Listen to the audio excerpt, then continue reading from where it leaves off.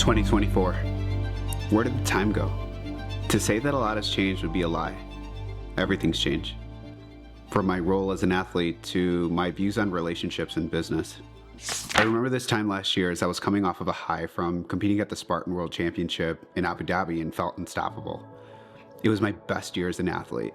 I landed 2 sponsorships and I was rebuilding my life to a place where I started to feel happy again. So I did what felt natural, which was continue the course. I scheduled the races I wanted to compete in, set business goals for my professional life, and continued to focus on building myself into the person I wanted to become. The first half of the year was filled with racing. Everything from High Rocks in Houston to a Spartan race in Colorado Springs, the Zion Ragnar 120-mile relay, which we ended up winning as a team, to running 36 miles on my 36th birthday. I had a set schedule for the first half of the year, with the last race being the hardest of them all, the Solstice 50-miler. 50 miles across the San Juan Mountains, climbing over 12,000 feet of elevation gain, all while staying above 8,000 feet of altitude. I was ready. This is what the thousands of miles in the mountains and the relentless hours in the gym prepared me for.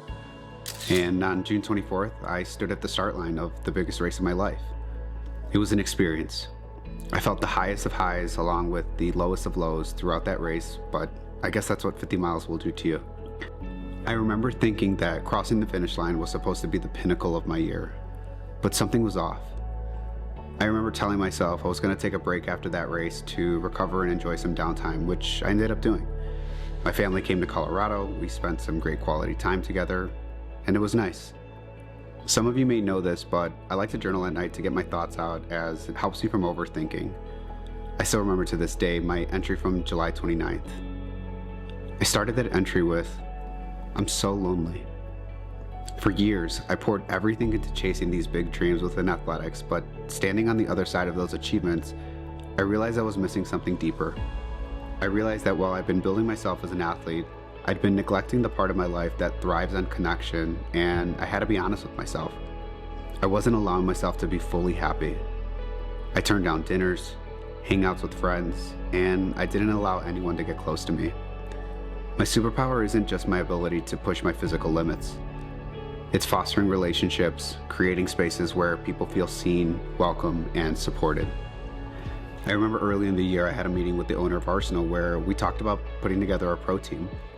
We would sponsor athletes competing across all domains of fitness and support them with health and recovery services. We toyed with the idea and I had a general list of the right people but didn't really know how this would all work. He gave me full autonomy of the program, and when I had that realization in July, I knew this was it. I knew I had more to give, not just as an athlete, but as someone who could help others reach their own potential. In the second half of the year, I shifted my focus to building something bigger than myself. I recruited the athletes, outlined the expectations, and planned our first event.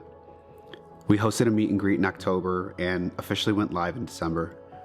This wasn't just about creating a team. It was about creating a community. A place where people could come together to grow, feel supported, and become their best selves. This year taught me so much about the power of connection. It's not just the miles we run or the mountains we climb that define us.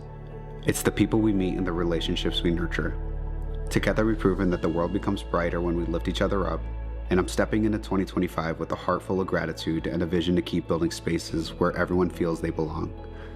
Because in the end, it's not just about what we achieve individually, but the legacy we create collectively.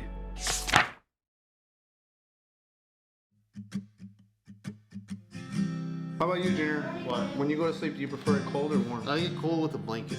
Your own room. When you here. start making your dream videos, instead of saying, "This is my inspiration," I want you to call me and tell me, "George, I made my inspiration." I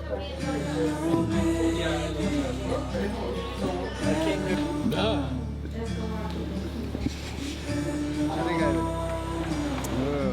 wasn't ready.